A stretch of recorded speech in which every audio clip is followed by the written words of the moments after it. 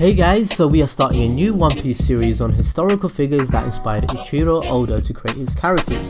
If you like history and you like this video, make sure you smash the like button and let us know what character we should cover next. In an SBS, which is a question and answer column which began in volume 4 of the manga, Oda revealed that the inspiration behind Zoro and his last name was from a famous French pirate called Francois. The Japanese pronunciation for Lonene is Roronoa. Now, Zoro was inspired from Lonene, but there are many differences that set them apart to the point that Zoro is his own character. In this video, we are going to focus on Francois Lonene and bring you into the life of the real pirate. So, Francois Lonene, his real name was Jean David Now. He was born on 1635 and was active in the Caribbean during the 1660s, which was in his mid-20s. Now, before we get into the pirate life of Lonene, let's get to know a bit more about his early life. Lonene was born in France in the seaside town of Les Sables d'Olonne. Yes, that's my French accent. Hopefully I pronounced that right. So, as a young man, he was taken to the Caribbean as an indentured servant. Basically, he signed a contract to work for free food, clothing, shelter and transport. After having served his indenture, he made his way to the wilds of the island of Hispaniola, where he joined the famous buccaneers, who were rough men that hunted wild animals in the jungles and cooked in a unique way over a fire called Bucan, which is the name of the buccaneers, you know what I mean? This made a rough living by the selling of meat, but they were also not above the occasional act of piracy. Now at this point, Lonene was pretty much a basic pirate, but during his lifetime of France and Spain fought frequently, and Lonene was present during the 1667 and 1668 War of the Evolution.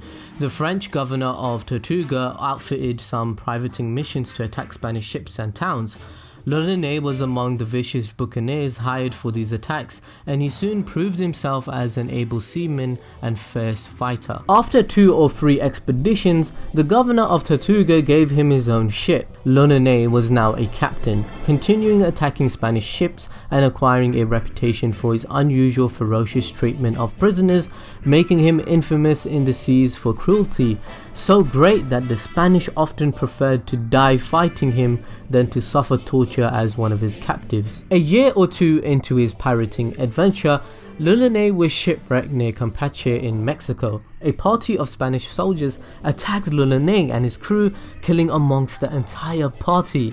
Now, Lonene surviving by covering himself in the blood of the others and hid amongst the dead. Some smart shit right here, guys, some Walking Dead shit. After the Spanish departed, Lonene, with the assistance of some slaves, escaped and made his way to the island of Tortuga. Some say losing his crew changed Lonene and made him a broken man, but this was entirely true. We know in One Piece, pirates come in different flavors. Luffy and his crew have a bond like family, unlike Kaido, who would kill his crewmen if they pissed him off. Lonene was just in between this. He respected his crew and they respected him, but he would not be seen mourning them. A short time later, Lonene then sailed to Cuba, hoping to sack the town of Callao and hold it hostage, demanding a ransom from its Spanish rulers. The governor of Havana heard he was coming and sent a 10-gun warship to defeat him.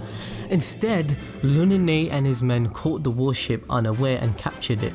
He imprisoned and beheaded the entire raiding crew except one, whom he spared so that a message could be delivered to Havana: "I shall never henceforward give quarter to any Spaniard whatsoever." Lonene was a real savage.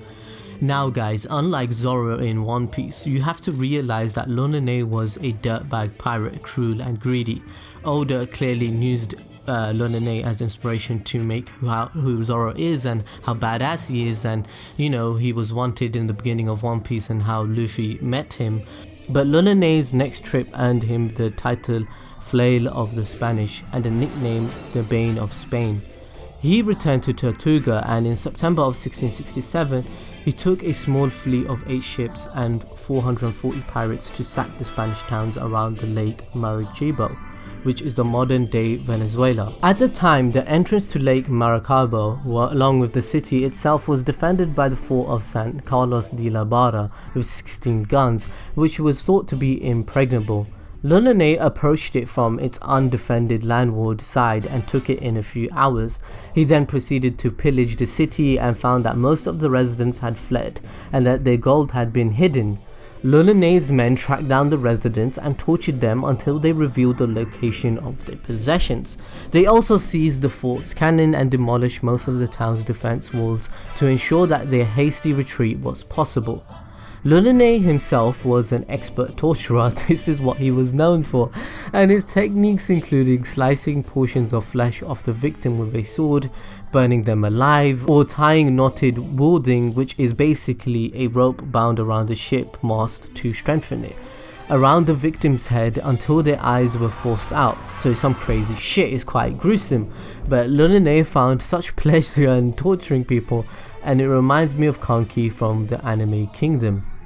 Over the following 2 months, Lulune and his men raped, pillaged and eventually burned much of Maracaibo. After moving to San Antonio, Venezuela, which was on the eastern shore of Maracaibo, despite being outnumbered, the pirates slaughtered 500 soldiers of the garrison and held the city for ransom.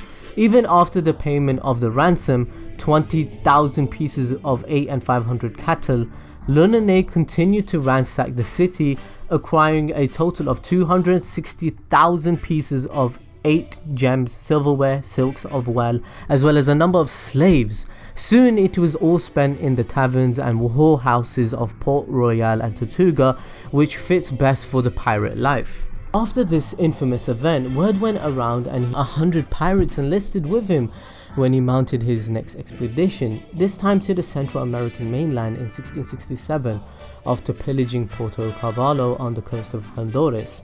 Lulune was ambushed by a large force of Spanish soldiers which en route to the San Pedro, only narrowly escaping with his life.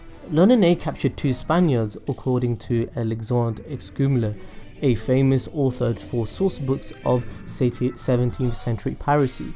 He wrote that Lulune drew his cutlass and with it cut open the breast of one of those Spanish soldiers, pulling out his heart with his hands, and he said, "I will serve you all alike if you show me not to another way." So yeah, what he was trying to say is he wanted to know where to go, and if you fuck with him, he'll do this to you as well. So yeah, I don't know how many times I've mentioned this, but Lulune was a savage. And if you guys remember this in real life, this is not Game of Thrones.